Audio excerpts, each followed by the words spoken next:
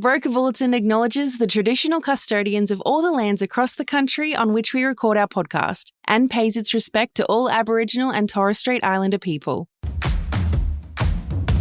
Welcome to the Broker Bulletin podcast, where better begins. Join us as we chat with brokers about what's working for them, what drives them, and the real challenges and wins that matter most right now. Welcome to a brand new episode of the Broker Bulletin. Mike, you're fresh-faced here today. Big night last night after LMG Awards night. It's important to celebrate with your team. Absolutely. What time did you finish up? It was after midnight, but before 3. So 2:30? 2:30. 2:30. Okay, beautiful. So last night, huge achievement, LMG Leader of the Year. You know, we had over 1,000 nominations for all the categories. And I think for this category alone, we had over 80. So it's a massive achievement and it's really exciting coming out of South Australia. So last night, winning LMG Leader of the Year, a huge achievement. Talk us through when you heard your name, what your first thought was and how you felt walking to the stage. I guess I was really proud and happy to receive it. I feel like standing on the shoulders of a really, really strong team, and there were so many other people as finalists that I really respect. Yeah, it was just an amazing, pleasant surprise to win. And I guess it probably didn't sink in until afterwards anyway. So you've earned that 2:30 a.m. late night? I don't know if I earned it, but I spent it. Touché. So let's go back a step and let's look at your career journey. So you were previously in the corporate sector with BHP. Do you want to talk us through a little bit about what your role was there? So I was stepping back through, I was originally studied chemical engineering at uni, and I went out into the minerals processing industry for a decade. I sat in a range of superintendent and project management seats, was responsible for part of the operation that turns the rocks into metal. Fascinating. And how long did you do that for? That particular stage of the career, about 3 years, but it was a 10-year span or what. Okay. And did you gradually work your way up in the ranks? Because I know you came out of quite a senior role when you decided to move on. Yeah, so I started in the industry as a graduate and just sort of took on interesting opportunities as they came up. So talk us through then, obviously a transition from a senior corporate role at BHP to then opening a broker business, quite a significant difference. Talk us through that journey and the decision to go out and become a finance broker. I guess between, say, 2012 and 2015, my wife and I had been investing pretty heavily into property. Although the career at BHP was very rewarding, there were periods where I was on 14 flights in 3 weeks and things like that. And we went on our honeymoon, and it was that 5 weeks together was the longest we'd actually ever spent together. And so started looking for a change as it wasn't going to be sustainable for us long term. I actually made a list of about 20 different things that I could do, and then we just started crossing things off the list. We'd worked with a few different mortgage brokers across our journey, building a portfolio of properties, sort of never at the same time, but if we didn't quite feel it with one person, we'd go somewhere else next time. And we found that many brokers at the time were very transactional, and we really wanted to talk about the next 3 or 4 purchases and what they looked like. And so I saw a gap in the market, and I started a brokerage that was for investors with multiple properties wanting to own more, and really leveraging what my journey had been. Yeah, what a phenomenal journey. So if we have a look at BHP, it's obviously one of the most sophisticated corporate working environments for someone in Australia. What were the specific learnings, whether it be leadership, governance? I know you've got a bit of an obsession on the compliance side that you brought across to HT. I think probably one of the key messages is the process is sometimes more important than the outcome. Whether something goes as well as you hoped, or when things go badly, and this is an environment that if things go badly, people can get really hurt. It's more important to be able to be clear about why you took the decisions that you took, as opposed to getting the best outcome. So it's about being intentional about what we're going to do and what we're not going to do, and then the result is the result. And talk us a little bit through about the process piece. You know, it's something big at LMG where we're pretty obsessive when it comes to process. So how do you work with that with your team, through the client experience, how the team's structured? with all elements when it comes to process? We do, in different areas of the business, probably have different levels of focus on process. So we do a lot of work with our resi team, Tait, our practice manager, and Ruth in your team to really try to map and refine process and review what's working and what's not. Sort of whenever we feel like we've got it right, we break it through volume and have to circle back. In many cases, some of your more matrix style asset, that's quite straightforward process. On the more complex commercial, I'll say we look forward to properly mapping those processes. They're much more cyclical than a resi or a matrix style process. So for now, we're really focused on bringing in the right cultural fit, sort of ideally 15 to 20 year business bankers, and we're relying on having really good people as much as we are on process for commercial. I love that. I think we could do a full session on just process alone with how your business is run. So if we go back a step, let's talk through the coming together of HT. Yep. So you've left BHP, you've still got your property portfolio, you've gone out, you've started a brokerage. Yep. And then obviously now there's 3 directors within the business. Talk about the coming together of yourself and Tim, and then also with Nick joining recently. Yeah, sure. So it would have been, I got into broking and started a resi business late 2015. Late 2017, I was pretty burnt out. I was future facing and focused on where we were going. I was the sole broker. I had a couple of people in my support team, and I was just working 24/7. And it was I think there's a lot of really good broking businesses out there, but they're a sole director business. It can be a pretty lonely journey.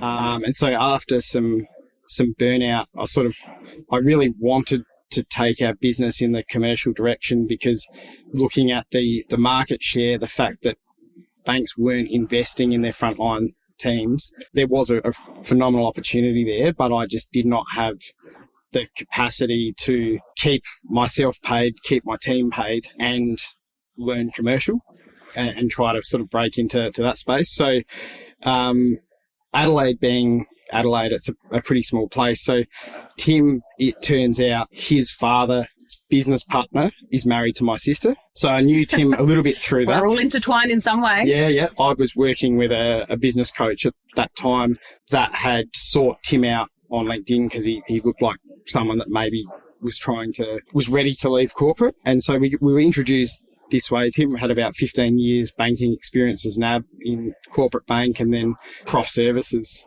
later on. And so when we got together, we hit it off pretty well. The pub test? The pub test, that's right. It was at the Robin Hood Hotel. Yeah. Had a couple of beers and a good chat. And after sort of tiptoeing around the subject, we sort of said, well, yeah, you could buy half of my business and we could look at ways to do this. And then the funny part was when I got home and I was talking to Meredith, my wife, and I mentioned Tim Hudson, it turned out that he was share housing with her boyfriend when they were at uni. And so she was practically living with Tim. So once again, that's Adelaide. Not Tasmania though. Not Tasmania, no. It was how we've ended up in terms of where we are today was really like Tim's vision. I wasn't too sure how it was all going to work. In the end, he bought half the book. We formed HT Capital and we threw all revenue in the pot and drew the same wage. And it was a big leap of faith for both of us, right? Because he was leaving a really strong career at NAB, and I was, from a business perspective, getting into bed with someone, and you can do all of the checks and balances, but until you do it, you don't know how it's going to go. But it was, his vision was, I guess, a hybrid of the accounting firm model. So business owns all of the clients, all of the revenue, senior partners and junior equity partners. So high-performing team members are invited to buy equity along the way. And there was a hybrid between that and a business banking centre. Is basically what we've tried to build. So fast forward to 2023, I think we had a team of about 8 at the time. We felt like we were about saturated in our existing networks. We'd been doing work with Nick for a few years and talking back and forth over time. So Nick had about 9 years at CBA and then 6 years at ANZ. In the end, we bought Nick in and we sold him a portion of the business and then topped that up to his target when we all felt we were ready, and he really hit the ground running. And having those two writing directors responsible for BD and revenue has really sort of pushed us to be able to go to the next level.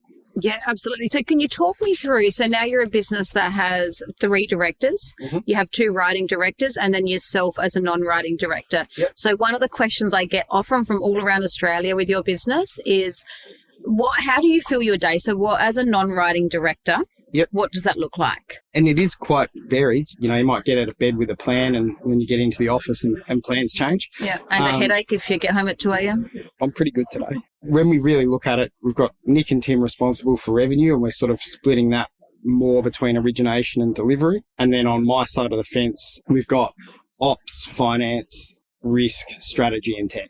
When you break down the individual blocks underneath those, there's about 40 of them. 1 hour a week on each block is not enough time. So, filling the time is not difficult. We're going to go further into your leadership, but we're just going to quickly touch on the tech piece and your obsession with AI. Do you want to talk about where you're at as a business? I think obsession's a strong word. Would you agree? I'm obsessed with getting the business to where it needs to go over the journey. And I think AI is a core part of that, but not necessarily generically. It's more having a business with the right data model, data foundation, and controls in place to then seamlessly integrate automation through AI. And you recently went back to study to get a deeper understanding. Yeah. It's over now.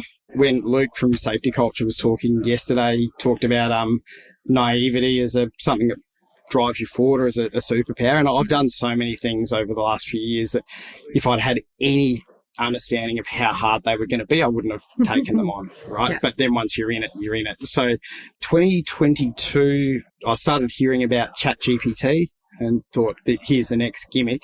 But I actually played with it for the first time in around September, and it was not what I thought it was going to be at all. I was starting to hear the numbers of adoption rates and users and went, okay, this might be something.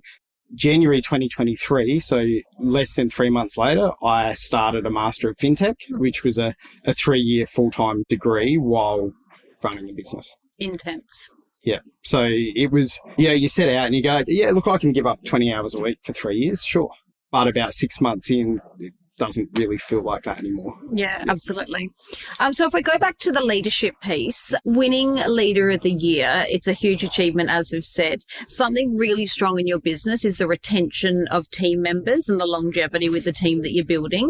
Do you want to talk us through the importance of culture with HT Capital and how you lead the way with that? Yeah, and it's incredibly important. We've sort of worked on and struggled with and redefined values over the journey of the business. I think when we first had a crack at this in about 2022 or 21, we had 7 values and 7 leadership attributes because we didn't have clarity. So we just kind of wanted all of it. We've really cut that back. So we've just got 4 core values now, and those are win-win. So everyone who's a part of our journey, be it clients, referrers, key partners like Loan Market, and our team should all be better off for having been part of that journey. We've got integrity, which is really simple. Always do the right thing. Accountability is taking accountability for outcomes, which is different to just taking accountability for your own actions. And the last one, which we recently added back in, was fun. We work hard, we swing hard for our clients, but it's important to have a good time doing it. Yeah, I love that. It's easy to have words on a wall. So how do you make sure that people are actually living them and accountable back to the values?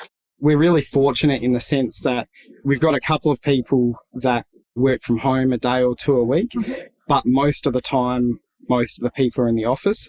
So I guess the easiest way is to demonstrate those things. And that doesn't just come from me, that comes from all people within the business. And to call out when we're not quite there, but more importantly, call out when people are there. And, it can be as simple as knowing that someone's worked really hard for a long period of time on something and they've had a bit of a kick in the shins at the last minute from credit or something like that, and just taking them for a quick beer for a reset in the arvo and just saying it's all good. And that's probably something that Tim is really strong at. He's really that's awesome. Yeah. So you built a brand that's really strong. nationally. And I think that's both at a business level. So you've got HT and then the three of you as directors. What advice would you give to someone starting out with all the experience that you've now had and all the lessons that you've learned that really helped you build the foundations to get it right early on? I think as best someone can, it's as much as being clear on where you want to play and what it is that you want to do in your business. Get clear on where you don't play and what you don't want to do. And then when you build consistency around that, your brand will gain strength. Yeah, I totally agree. And is there a quick point that you have where you chose not to play? It's really tricky, right? So we've got a really clear target market for both clients and referrers. And we know what that is. And then a really good referrer refers a client that is nowhere near your target client, but you look after that because you value the referral relationship. So it feels like you can only skew towards what you want. I mean, we could be really clear and say we don't do it, but then we're not offering the service to the referrer. I think where it gets really easy is when there's something wrong. That's the easiest thing in the world. So we recently, on a book that we acquired, there was a client that came across with that, and then they were fine. About 6 months after we purchased the book, they were going into business with someone that we knew had a reputation for phoenixing businesses, and so we just parted ways with the client on the spot. Okay, my final question. So for brokers watching this who have a desire to go into leadership roles, what would be your overarching advice for them? I think it can be, and this has been true in my earlier career as well, it can be really difficult to learn to lead while you're learning a new functional or technical skill. If someone is looking to grow themselves from a leadership perspective, it's probably a good place to start leading a team that do something that you do very well already, but then not fall into the trap of doing the job for the people in that team. It's really, I guess, once again, being clear on what you stand for, what you won't stand for, but really valuing and caring for the people that you work with. And I think if you can do those things, there's so much reading and there's courses on leadership and communication and all of that sort of thing. But I think if you can do those core things, you've got a pretty solid foundation. Yeah, something that stands out for me is that yourself, Nick and Tim, the care, the empathetic side, and just being genuinely good human beings. As a business, you lead with that. So being able to watch that and see how it resonates with the team, and there really is something special. Thank you. Welcome. So thank you so much for joining us once again. Winning this award, it's one of the most anticipated, excited awards in the industry. So many people were going for it. And you're right, I agree. The caliber was on another level. There were so many different people that could stand on stage, but to see you up there voted by so many is a huge testament to what you're doing. And thank you also for all your contribution back to Loan Market as well. The team, myself, Sam, we all really appreciate it. Thanks, Erin. We really value the partnership. To wrap it up, my biggest takeaway from today's conversation with Mike is that strong businesses don't just happen. And it's also the mindset of the directors and business owners. So you'll notice from listening to Mike, he has an infinite mindset. So there's never any ending. There's always progressive learning for himself and for the team. And I think that's really important to consider. So the HT team, they're built on leadership, structure, and long-term thinking. So thank you again to Mike Tait from HT Capital for joining us. If you would like to discuss a topic in future episodes, please email brokerbulletin@lmg.broker or DM us on Instagram @lmg.broker, and our producer will make sure we cover it and get back to you as soon as possible. If you enjoyed this episode, please make sure you rate and follow Broker Bulletin in your favorite podcast app. Thanks for tuning in to Broker Bulletin. We would hate for you to miss an episode. Subscribe to Broker Bulletin in your favourite podcast app. Has this episode been helpful? We'd love you to rate and review us. It'll help us deliver content that's useful to you and help others discover us. If you have great ideas for topics worth tackling or have burning questions you'd like addressed on an upcoming episode, reach out. Links in the show notes. See you next time.